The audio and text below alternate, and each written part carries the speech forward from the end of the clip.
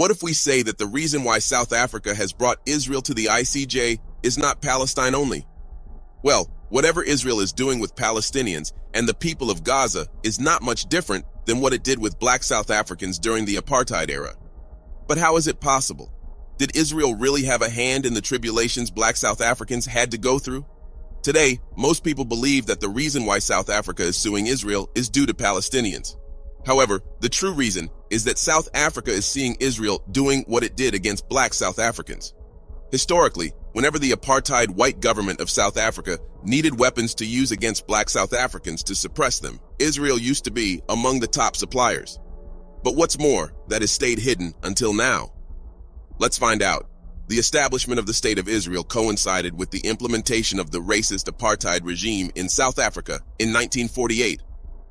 Later, after 12 years, in the 1960s, a political and military alliance began to form between the two nations, gaining steam after Israel occupied the Palestinian West Bank, Gaza, East Jerusalem, and the Syrian Golan Heights during the June 1967 war. By this time, both countries had similar governments who were trying to suppress the local population. Israel was suppressing Palestinians, and the apartheid government in South Africa was at its peak against black South Africans. In the 1970s, the Israeli government, led by Prime Minister Yitzhak Rabin, built strong connections with South Africa's apartheid regime. A key player in shaping this alliance was then Defense Minister Shimon Peres.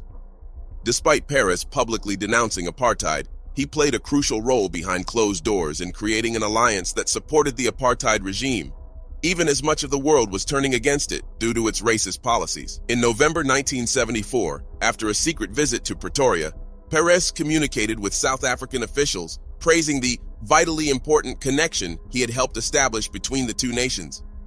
He stressed that this cooperation is based not only on common interests and on the determination to resist our enemies equally, but also on the solid foundations of our shared abhorrence of injustice and our refusal to submit to it. Everybody knew what he was referring to. However, the details of the deep alliance between the two countries remained hidden until authors and independent investigative journalists decided to expose the truth. In this respect, the book called The Unspoken Alliance, Israel's Secret Relationship with Apartheid South Africa, reveals a lot. Although all states engage in secret diplomacy, Israel provides some of the most shocking examples. Within the pages of this book, readers encounter the Israel that emerged after the Holocaust and later engaged in off-the-books diplomacy with an apartheid South Africa led by Nazi sympathizers. While Israel's relations and arms sales to South Africa before the end of apartheid in the early 1990s were known, the full extent of what amounted to an unspoken military alliance with nuclear implications has only recently been unveiled. Polakov-Saransky's diligent research efforts, gaining access to South Africa's previously classified archives, resulted in a compelling history. The significance of these secret ties became evident when, by 1979, South Africa had become Israel's largest arms customer, with an estimated $10 billion in total military trade between the two countries during the last 2 decades of the apartheid regime. Because the book exposed what Israel wanted to keep secret, it stirred up a debate in the British press and triggered strong reactions in Israel. At the core of this book is a meticulously detailed account of how Israel and apartheid South Africa collaborated in the 1960s and 70s to develop nuclear weapons. This revelation gains significance in the context of escalating nuclear tensions in the Middle East, providing a composed, methodical, and well-documented explanation of how Israel and South Africa covertly supported each other in building atomic bombs. Former Israeli President Shimon Peres, however, vehemently rejects the book's assertions, accusing it of tarnishing Israel. However, he did not give counter-arguments that could dissolve the author's ideas. While the 1975 deal was never finalized, Polakov-Saransky argues that there is no doubt Peres participated in the discussions and that the South Africans perceived Israel's proposal as a nuclear offer. You should know that Israel has a lengthy history of exporting military power, often with at least tacit approval from Washington. During the Cold War, Israel functioned as an unofficial quartermaster to pro-Western regimes globally, contributing to arms exports, becoming a cornerstone of the Israeli economy, and forging allies. However, the most intriguing of Israel's extensive security partnerships was its enduring and close association with the apartheid regime in South Africa. In 1976, Prime Minister John Vorster of South Africa, previously incarcerated by the British during World War II for pro-Nazi activities, received a red carpet welcome in Israel. This raised eyebrows. Vorster laid a wreath at the Yad Vashem Holocaust Memorial and heard Prime Minister Yitzhak Rabin praise him at a state banquet for fostering a prosperous atmosphere of cooperation between their two countries. According to the Unspoken Alliance, the Israel-South Africa relationship thrived in the 1960s and evolved into a comprehensive collaboration during the 1970s. Israel provided training to South Africa's elite military units, sold tanks and aviation technology, and licensed the production of Galil rifles at a South African factory. All this was used against the black population of South Africa. In other words, Israel was knowingly helping the apartheid government of South Africa. However, Israel's weapon export was not limited to conventional weapons only. Here's a reminder to please like and share the video and subscribe to our channel to watch more videos on Africa's geopolitics, economy, and changing landscape. Let's continue now. What made this relationship distinctive was both countries' pursuit of nuclear weapons. They struck a simple deal: raw materials for technology. South Africa supplied Israel with uranium, sending 500 tons of yellow cake from the mid-1960s to the mid-1970s. In return, Israel shared its ballistic missile technology and sent 30 grams of tritium to South Africa, a radioactive substance crucial for boosting the explosive power of thermonuclear weapons. Through this collaboration, Israel and South Africa successfully developed nuclear weapons. The U.S. was not part of this agreement and, in fact, attempted to monitor and restrict it at various points. However, American non-proliferation efforts were not robust enough to penetrate an operation that both sides diligently concealed. While Israel courted African governments in the 1960s, its association with apartheid South Africa soured many of those relationships. Nelson Mandela asserted, "The people of South Africa will never forget the support of the State of Israel to the apartheid regime." Polakau Saransky concludes his book by presenting two maps, one showing the isolated South African homelands, where many blacks were confined under apartheid, and the other depicting Israeli settlements on the West Bank. He quotes former Israeli Prime Minister Ehud Olmert, warning that Israel could one day face a South African-style struggle for equal voting rights, which, when it happens, would mean the end of the State of Israel. Later, secret declassified South African documents disclosed that Israel suggested selling nuclear warheads to the apartheid regime, offering the initial official documentary proof of the state's possession of nuclear weapons.